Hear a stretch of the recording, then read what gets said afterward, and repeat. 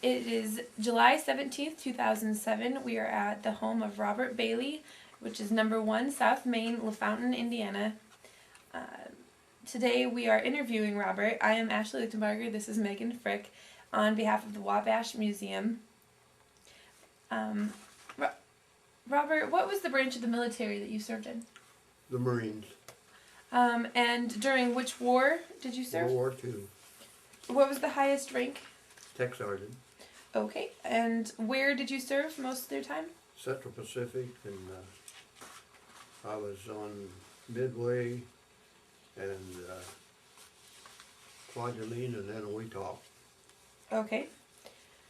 Were you drafted or did you enlist? I enlisted. Okay.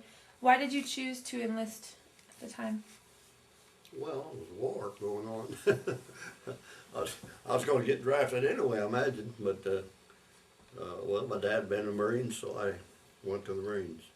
Okay. So that was the only reason you decided to choose the Marines over anything else? Well, I just, I liked the idea of the Marines, I guess, and at that time they were in the battle's thick of things. Okay. Thought I might be a hero, Mm-hmm. Looking back, do you think that choosing the Marines was the best? Yes. Okay. Do you remember your first days of training? Well, I remember the first 8 weeks, yeah. How did that go? Well, I thought the world was coming to an end. I wrote a letter home to my dad and said, dirt under their feet.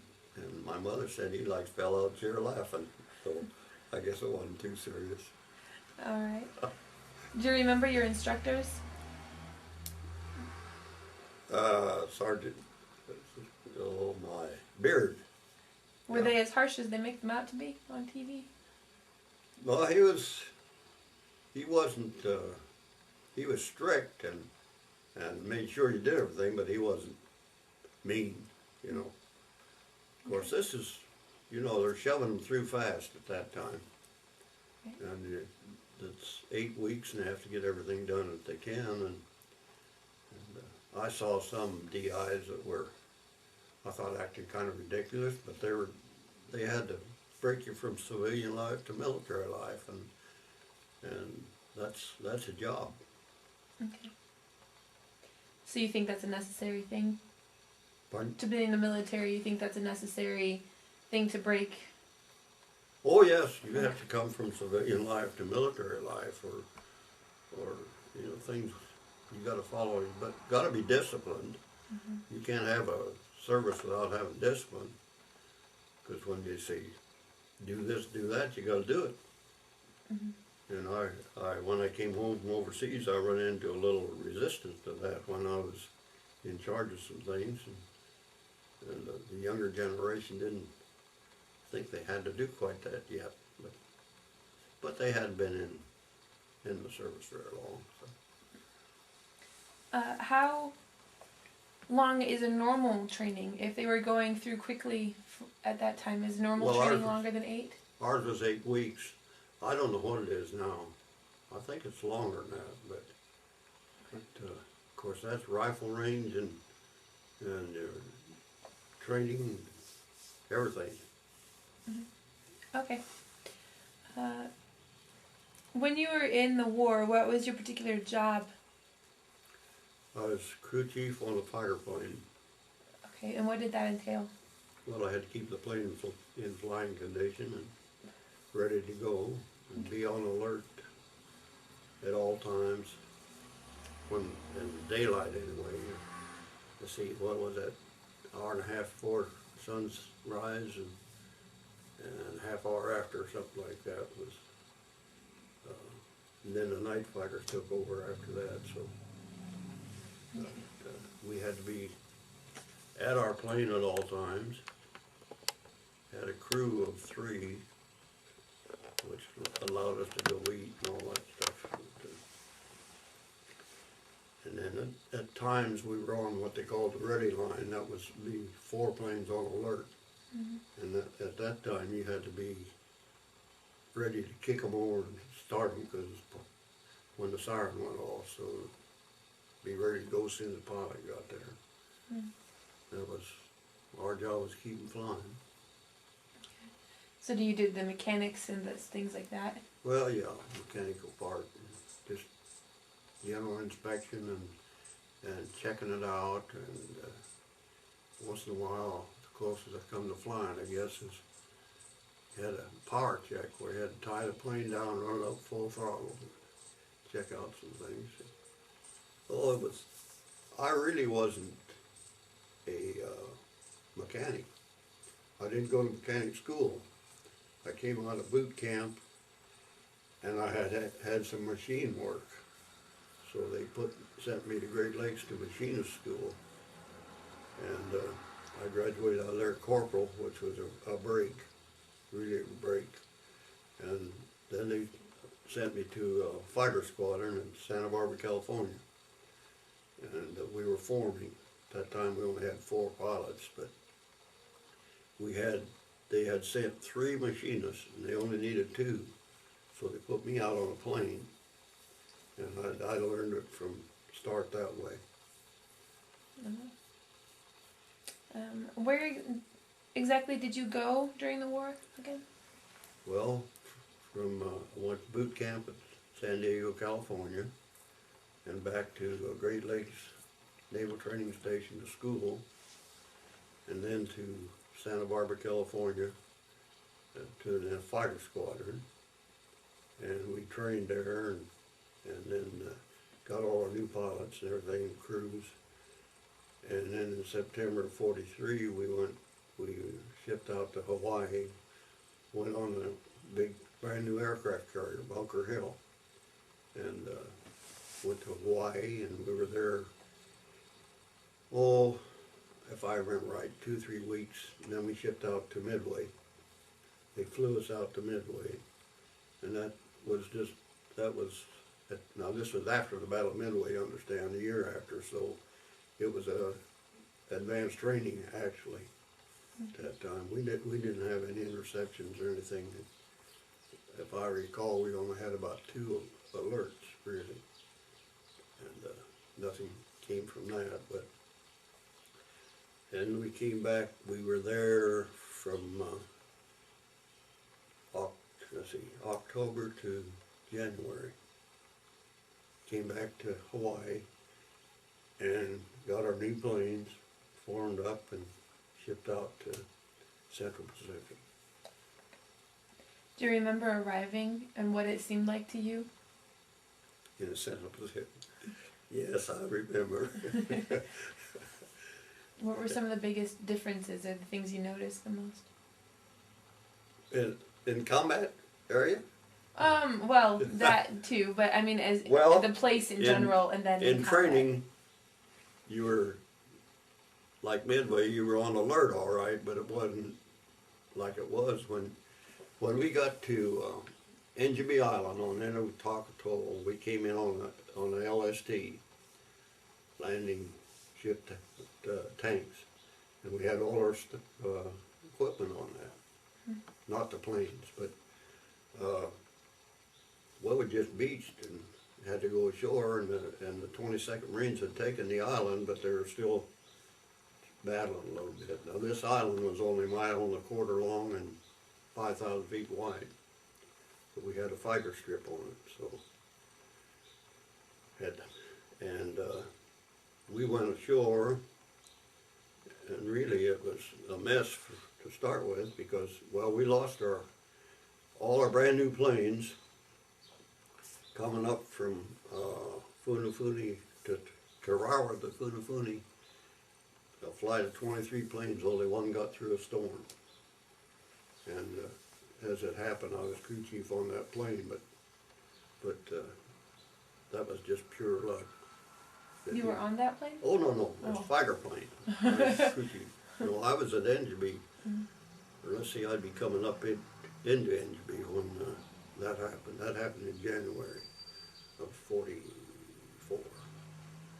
And we lost several pilots, of course, and then we had 13 pilots that got together, and it was a typhoon is what it was.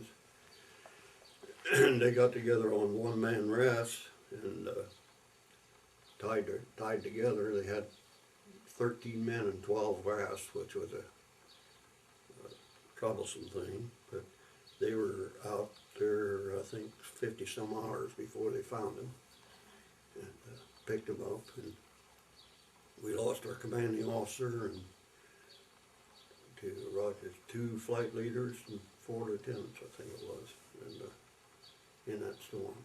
Wow. But then we came up, when we landed, we got word that we lost our planes and some pilots and stuff, so we were just doing whatever we could at that time. So we were there quite a while before the rest of the crew arrived, the pilots, and we got some old beat up aircraft. They were brand new airplanes we lost. But we soon got replenished with two fighters, Corsairs. They were there on the wall. All right. Okay, we'll have to look at that. What are some of the most memorable things that happened during that time? Well, the first bombing raid, the first bomber that hit us was really a scary situation. They bombed us for about 6 hours, and that's before we even got our planes. Oh my. But, or I shouldn't say they bombed us 6 hours, the raid was 6 hours long. And that was a new experience, of course, and a very scary one. And it wasn't so bad after that. We were very fortunate. How do I want to put this? We were in an area, at that time the Japanese fleet was more or less out of sight. And we were in this area, and we were bombing and strafing other atolls around to keep them neutralized and keep the goods and everything, planes from getting into there. And that was really what our squadron ended up doing while I was in it. Okay. And they'd go down to Kwajalein or down to Majuro and fly out of there and bomb all these. See these little atolls. You know what an atoll is? It's a volcano. It's the ring of a volcano. Of course, ours was 15 miles across. So, and you got all these little islands around. That's what an atoll is. Okay. We had this island up here and we talked down here, and that was the only 2 that had people on. Okay. Let's see, I don't have any real fascinating stories to tell. I No. saw several planes crash and No, that's really, it's interesting actually to me. I think that the people on the ground had a lot to see and were seeing things that other people didn't see too. yeah. Um, When our planes came in, the old beat up ones I'm telling you about, we had one good plane and that was my plane. But the new commanding officer flew that plane in, and I was only a corporal, so he gave the plane to a sergeant. It was no longer my plane. And I got one of those beat up old yachts, but I got a new plane. I was one of the first ones in to get a new plane after that. Okay. I had, let's see, I had 4 different planes. And I lost 1 pilot and plane in a raid on Pohnpei. That's a weird feeling. Your plane takes off and you're the last one that sees him, and here they come back.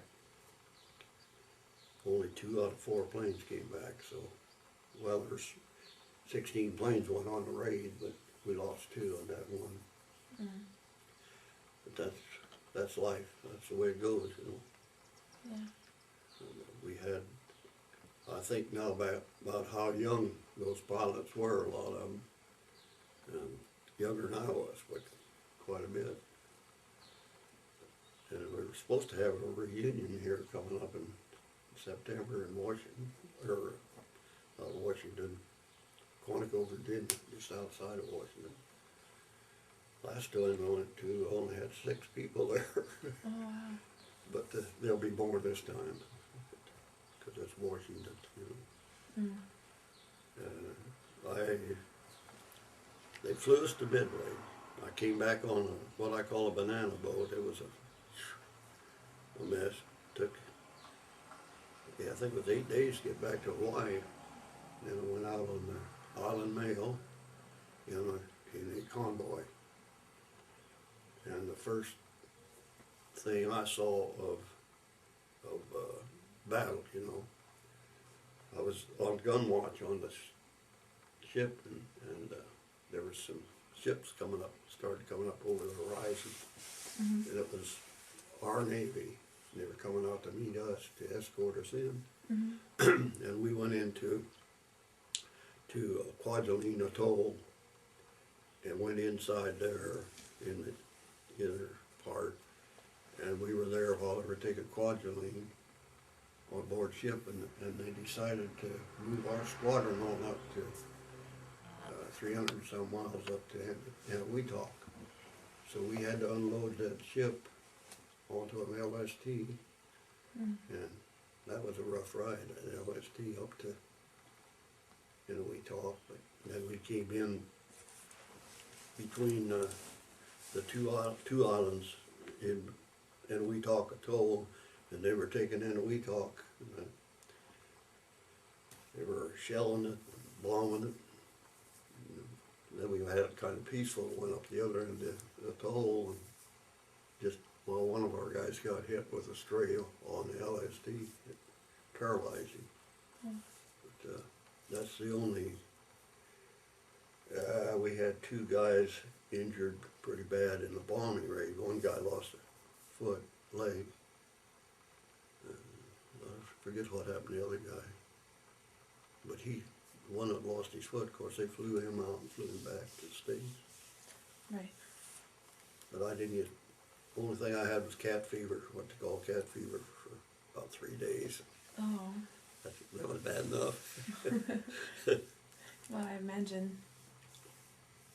Did you spend all 3 of your years in the military in war in the Central Pacific? No, I was only there 18 months. Okay. I was very fortunate in the first place by I didn't go to the line company, but getting into aviation. Mm-hmm. I wanted in aviation. I don't know how I ever made it, but of course I wanted to fly, but I didn't get to fly. Well, I got some dive bombing hops and stuff like that, but I got to fly over. We had a bunch of planes out at Midway, SNJs, and the pilots were going to teach some of us to fly. So I got a day off, and I took off with this guy, and he gave me an hour's instruction on flying. And the next day, they took those planes up with cooks they had for the officers. They'd been begging them for rides. And they kind of forgot they weren't in a fighter plane, and they reamed them out, and they tore rivets loose and everything else, so we didn't have those planes anymore. Oh my. Wow. Now we're going to move into some of the life parts about being in the war, such as how did you stay in touch with your family and your friends? By mail. Yeah. It's the only way. It's different now, isn't it? Yeah, it is. Oh, well, when I got on Midway, I hadn't heard from a girlfriend. It was 29 days. And I thought, well, she's gone. And then the ship came in, and I got 29 letters. And then I wrote to her and said, send it airmail. Airmail we get 3 or 4 days. Mm-hmm. If you send it just regular mail until the ship came in. Okay. Did you get any special packages from your mom or your girlfriend or anyone? That picture right there. Oh, very nice. I had that with me. She sent that to me. Did your girlfriend become your wife? Oh yeah. Okay. Yeah, 4 years later. Okay. Did you have plenty of food on where you were? Yes. And supplies? Of course, we had when we first landed, we had the rations and stuff, but it wasn't too long till we had food. The first meal we had was hotcakes. First hot meal we had, I should say, was hotcakes. We had the C rations, the K rations, stuff. But the food was, can't complain at all, or can, except for one day when I thought I was getting pork chops, it turned out to be mutton. Oh, That was the first fresh meat we had, was mutton. a little bit different. I gave mine to somebody else. Did you have plenty of other supplies and things like that as well? Oh yeah, we were well supplied. Like I say, this was not in like going into the Philippines or the Marianas or where they had all the resistance. Mm-hmm. At that time, there was a law. We were coming on it right up on through the islands and driving them out, and we only got really bombed bad one time. So the resistance was down in that area, but we had to keep them neutralized, see. Mm-hmm. Right. That was our job, Okay. which is kind of boring for the pilots. They wanted to get in there. Right. Much safer. What did you do for entertainment when you had some time off? Play poker. Play poker? Okay. Time off. What's that? Well, we had, well, when it started to get dark, we'd taxi the planes up and put them up, spread them out all over the island, you know. Mm-hmm. You know, and then they usually had a movie. They had a big screen there put up after we'd been there quite a while. We had movies, that's about all. We either play poker or ride home, of course, right. Did you guys play a lot of tricks on each other? Cool Oh, pranks? yeah. Any of the ones that are most amusing that you could tell us about? No. Okay. All right. Did you ever get leave while you were there? Not overseas, no. Mm-hmm. Okay. I got leave from Santa Barbara Okay. and came home for 10 days. Okay. That was kind of funny. I got that leave. I got back to the base on Saturday night, and they said, pack up, we're leaving Monday.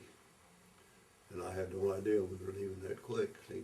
So we took off from Santa Barbara clear down to San Diego in what we call cattle cars, open trucks, Right. and then we went aboard the aircraft carrier, Nice. took off. So you had a day's notice. Just Well, one day's notice. Yeah. Oh my.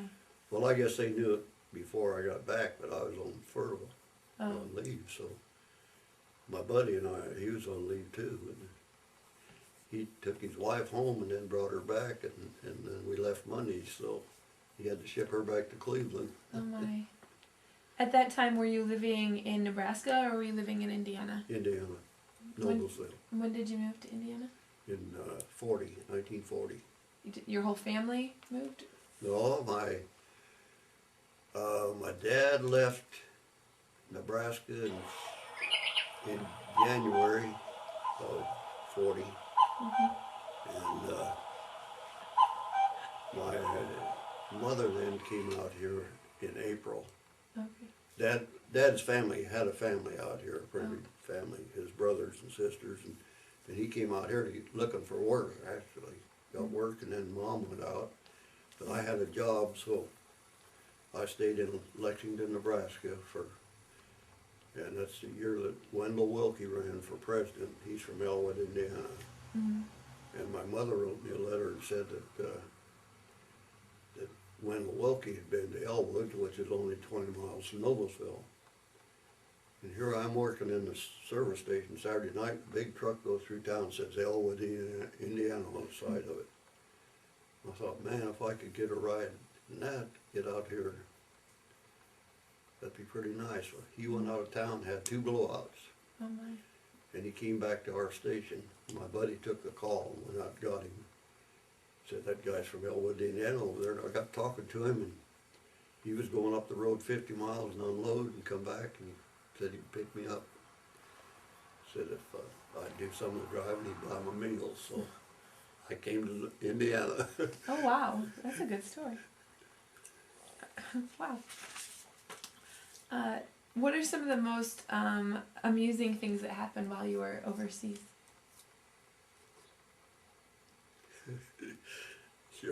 Sure you want me to tell this? I think so. Okay. It wasn't really amusing, but it is amusing now. Diarrhea. Oh boy. And we had some guys that really got it bad. They called it baccalaureate dysentery. And we had a bombing raid, and that cured a couple of them. Oh my god. Oh. Scared it out of them, I guess. Oh wow. Oh, I don't know. Amazing, amusing things. Or Yeah, I can tell something you. unusual. I can tell you an amusing thing. One of the crew chiefs was sitting on one of his planes smoking, and he had just we washed our planes down with 100 octane gasoline. And Oh, no. he was sitting there smoking, and he flipped the cigarette out like that, and it went right in that bucket. Oh no. Flared up, and he jumped off and grabbed the bucket and threw it like that. It had fire all over. And boy, here come a fire truck, you know, and the fire was out. And they said, "What was that fire?" And he said, "What fire?" What fire? We didn't have a fire. Oh dear. I can't think of amusing. Well, that was pretty funny. Well, I had a tent mate that smoked a pipe all the time. And one morning I was out warming up my plane and sitting there, and I looked over at his plane. I kept seeing this fire like this right under the engine. I thought, what's going on over there? And he turned around. It was this guy he was looking up into his engine. He's smoking that pipe. Of course, I didn't see that part till he turned around. That pipe was, every time he'd draw on it, it'd flare up, and I thought it was on the aircraft. Yeah. Wow. 100 octane gasoline's kind of bad, though. Yeah. Let's see, I had, I said I had 4 planes, I did. Yes. But I landed on Angeville Island on my birthday, Well, that's cool. my 22nd birthday, and I left it on my 23rd birthday. So On the that day. was rather unusual, I thought. It Yeah. was Wow. 2 great birthday presents. Well, that's good. Let's see. What did you think of your fellow soldiers and your officers? Did you I thought make they were it- great men. Great. We had some yahoos, but everybody has yahoos. But I thought they were fine people. I had no problem with officers being an enlisted man at all. And well, I guess they respected me by being a crew chief on fighter planes. They had to depend on me some, you know. Yeah. And I have the worst I had, where I thought it was kind of stupid, was when I came back from overseas. I went to Cherry Point, North Carolina, after my 30-day furlough, and had guys down there that hadn't been overseas or anything, and they were all kind of, what do we call them, 90-day wonders, I guess. Mhm. And they strictly GI, which didn't give us much leeway. But then I got discharged, so All right. I didn't have any trouble in my squadron, my new squadron, but I can't even remember the number of it. Doesn't make any difference, I guess. But there's where I was until it said I was in charge of the people. They made me an assistant line chief. And the young guys did want to snap too when you're overseas and something happens, you gotta move. But they didn't wanna argue instead of doing stuff. Right. You don't argue overseas, you do it. Oh, I will tell you one amusing incident that happened overseas. Okay. Before we got our planes, in the morning after the first big raid, another guy and I were signed the job of, they had dive bombers spaced around, and we were supposed to bring them over and put them in a line. This guy was Andy Anderson, a big tall guy, and he was driving the Sandhog pulling the plane, and I was hooking them up. And we brought two over like this and parked them like this, and we went over and got the third one and started across the runway, and the air raid siren went off. Andy went crazy. He was scared, I was scared too, but and he headed right for those two planes, and he was gonna go between them, pulling this other plane. And I got out and waved him off, and he swung it around finally, and he knocked the PTOT tube, which is airspeed indicator tube, off the wing of the one plane. That's the only thing we did. And the pilot come out to take off, and I said, "Sir, your PTOT tube's gone." He looked out there and he says, "Oh." He stood there a minute, and he just threw his leg over in there and took off. Oh my. He didn't have any airspeed, I guess. But I thought that was kind of amusing. I might have prevented one aircraft crash one time. It was on the ready line, right down to the end of the runway. 4 planes, and our flight of planes came in, and when the lead plane came in, his wheels were hanging back. They weren't down and locked. And there's another guy coming right in on his tail, of course, and the tower didn't pick it up, because where they were looking at it this way, and we were looking at it from the side.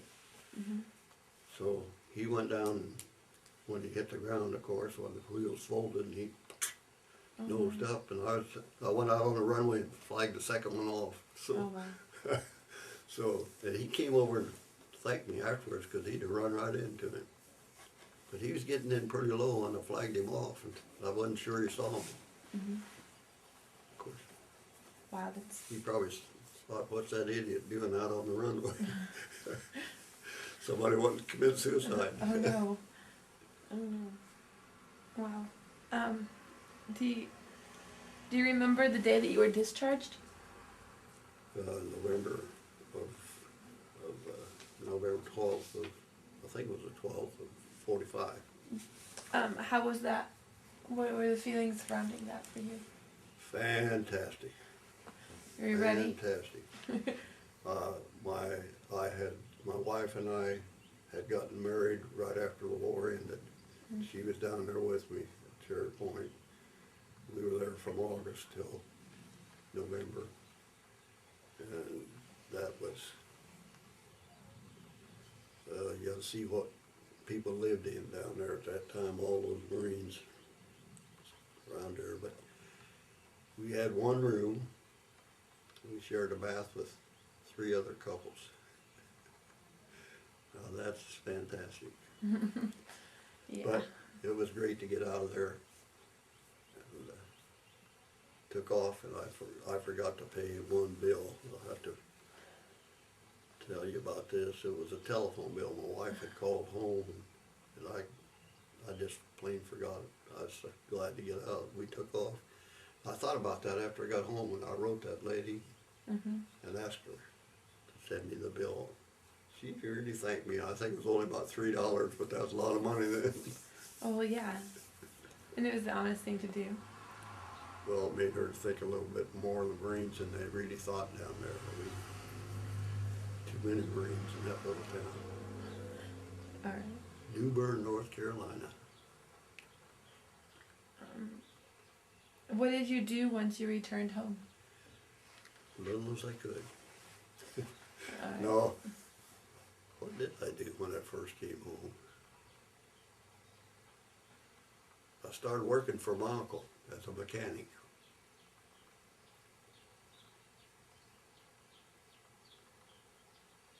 Yeah. supposed to be on a GI Bill, but that didn't pay much. And then I worked for them for a year, and then I went to work for Citizens Gas and Coke up in Indianapolis. Okay. And then I went into with my brother-in-law in the service station. That was a flop. Then I went to work for General Motors again.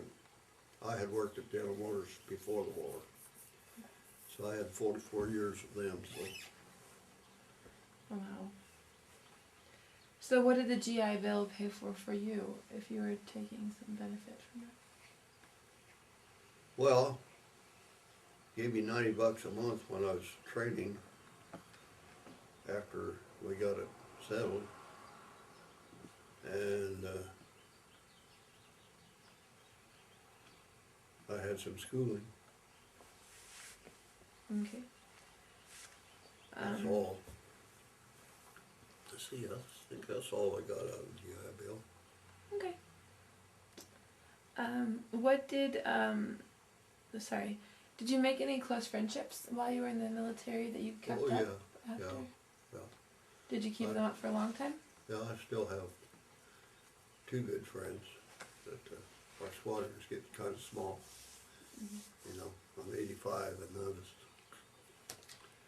Yeah. we only had one pilot show up last time, but that crowd was way down in Texas, Yeah. way down Absolutely. the tip of Texas, almost in Mexico, Oh my. but it's kind of hard to get to. Did you go? Do you go to the reunions every time they have them? Not every time. Oh. I hope to get to go this time, but I got, like I told you, I think got jury duty. Yes. And get out of it, like, that's in first weekend of September, so. Okay. I keep in touch with a fellow up in Swartz Creek, Michigan. We were pretty good friends. My good friend that I was first on a plane with, he passed away. And one of the machinists that came in the squadron at the same time I did, a very good friend of mine, he passed away last year.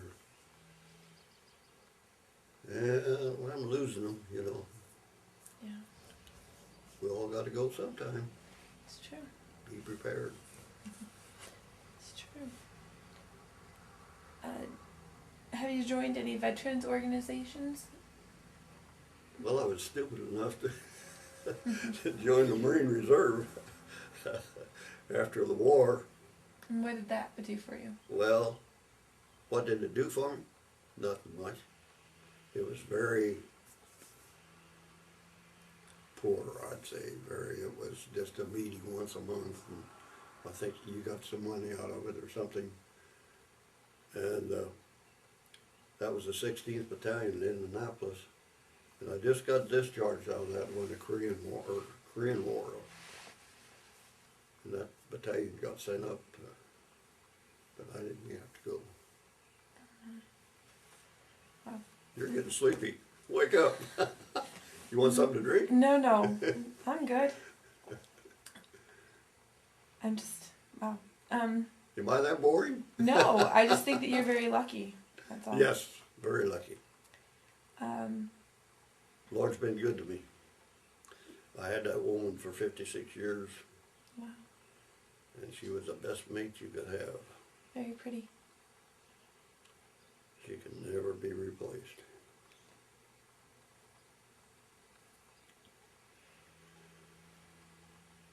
She's very pretty.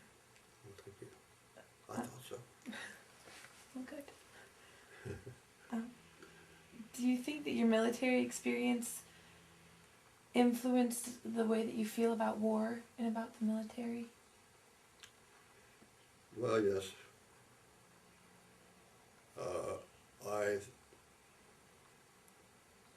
I think that my war was necessary. We were attacked. But I have my doubts about going into other countries. I just have my doubts about them, that's all. I don't want to be unpatriotic, of course, but I don't know what business we got.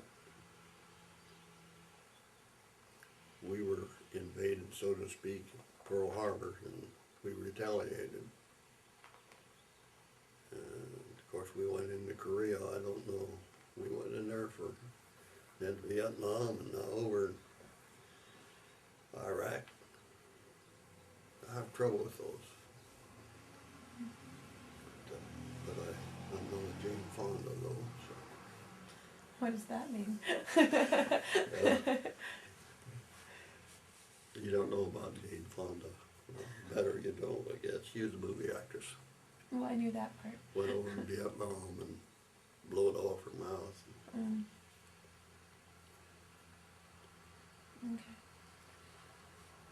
Okay. Well, it's fair to have doubts. I don't, war, well, the Bible says there'll be wars upon wars. And if I remember right, it says, don't let that get to you. And I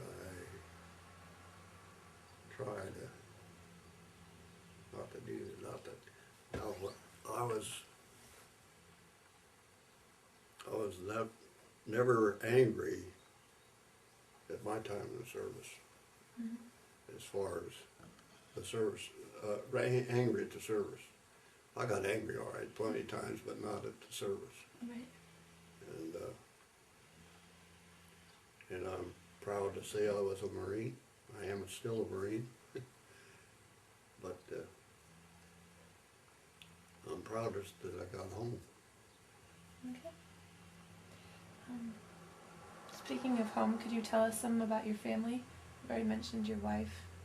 Did you have children? My wife is from Indianapolis, and I met her on a blind date and fell in love with her almost immediately.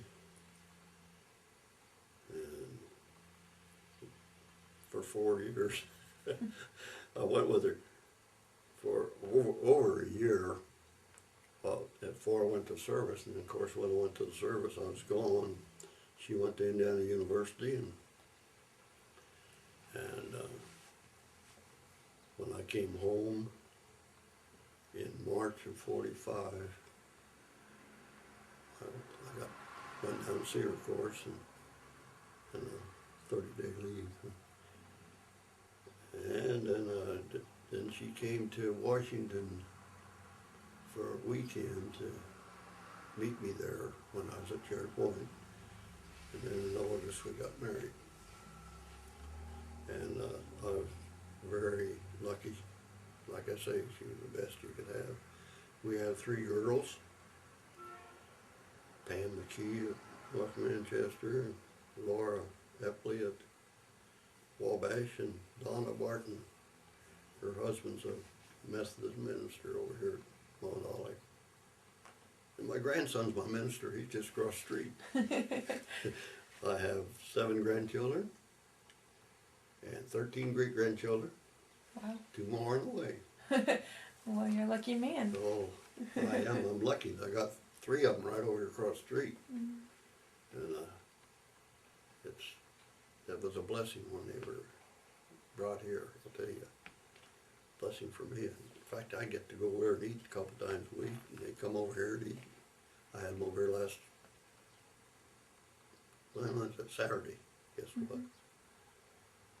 I can cook a meal once in a while, but not very often. I'm sure you're not too bad.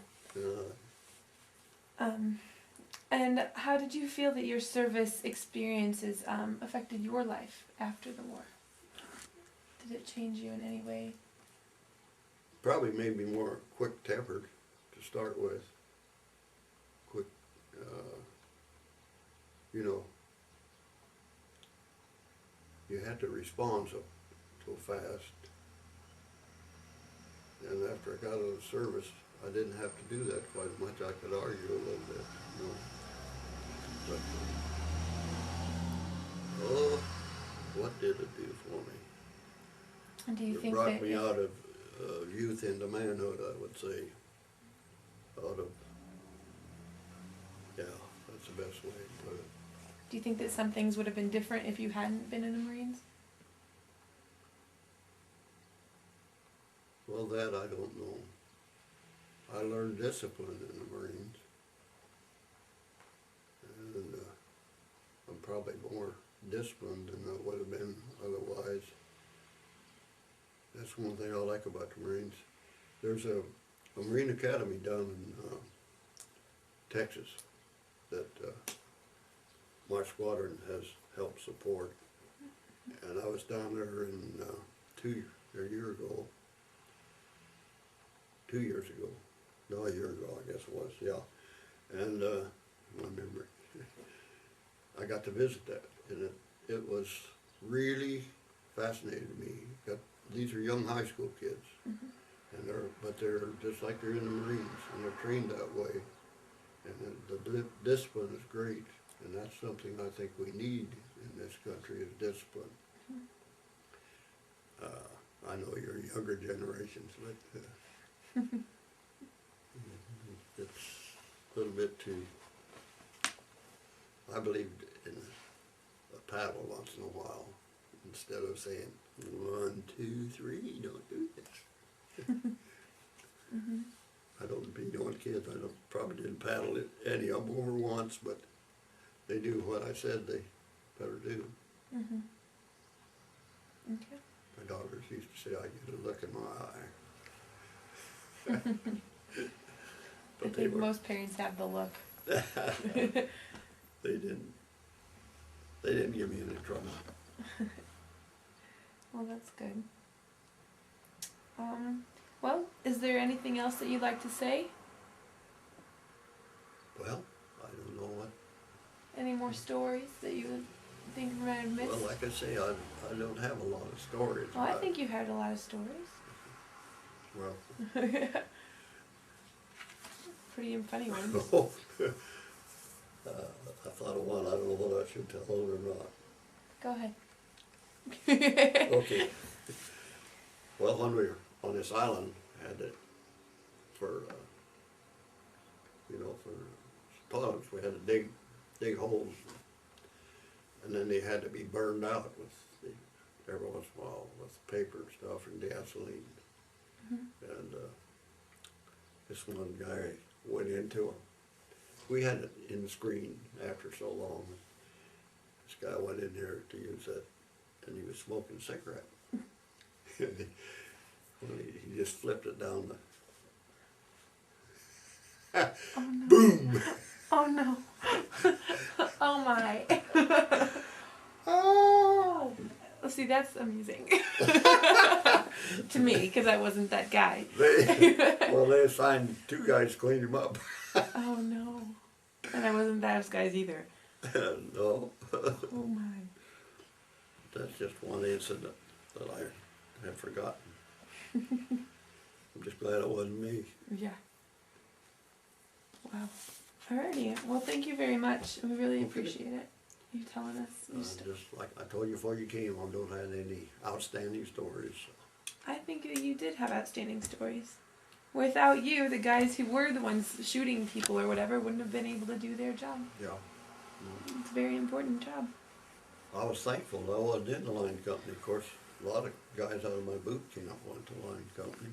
A lot of them didn't make it. Then one guy went all the way through the service, came out, got killed in a plane crash up Gosh. in California in the mountains someplace.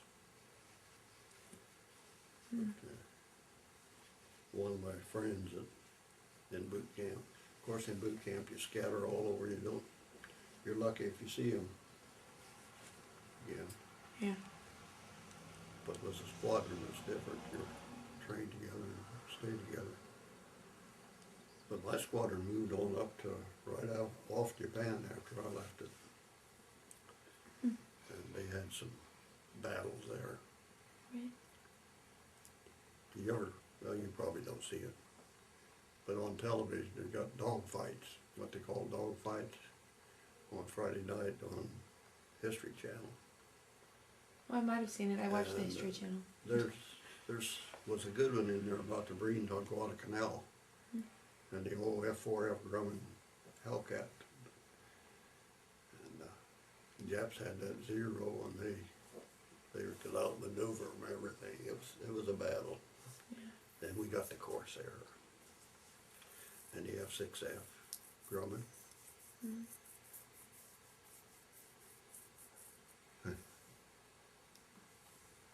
That painting up there, Jock, my grandson did that. Oh, wow. And I really like it because I've seen that look in their eye when they're on a scramble, looking around to see what's going on while they're getting strapped in. I'll have to take a better look at that when I get up. Alright, Okay? the tape's probably almost done. Like nice packages of cookies from their moms Yeah. and stuff, and they're all crumbs of cookies. I did get cookies from my mom when I was in boot camp, but Well, if you, we went in and we took all the they had the marble doorknobs. Oh, we yeah? took those off, and they had big, tall, like the ceilings were 9 foot, so they had like 7-foot doors. Yes, yeah. So they had big glass pane, 7 foot. and, especially on the squatter or the scramble line when you're on the defense, had to get up quick, boy. Yeah. Around, make sure. But we were standing there talking, and the air raid siren, the all clear siren started, and it sounded just like a plane diving on you. You know, boy, we both looked up, Uh-oh. because there we are setting ducks right by that plane. That's what they'd go after.